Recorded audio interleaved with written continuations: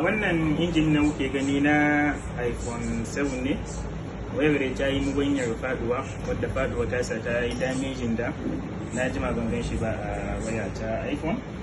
Bari mu nuna muku ga irin damejin da yi.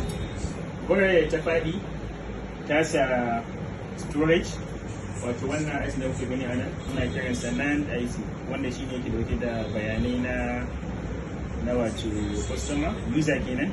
Ina holding user data da kuma OS, wanda in ba da shi ba waya ba za ta ma yi booting ba yadda ya kamata. So faɗawa da ta yi ya saka gabaki ɗaya inda shi IC yake zama attached to the board ya cicce kuna ganin sa, wannan muna kiransa parts, wato daidai wurin da IC yake zama attached to the board. Wasu ga sunan suna nan lafiya kalau, amma wasu sun ciccire ga sunan kuna ganin su somehow that.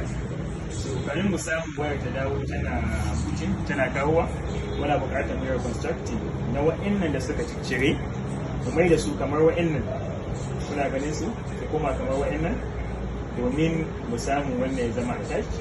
Sannan bayan mun yi reconstructing na parts ɗin kansu da ke kan injin, shi kuma IC za mu yi kiliyan ɗin shi, mai rabolin ɗin shi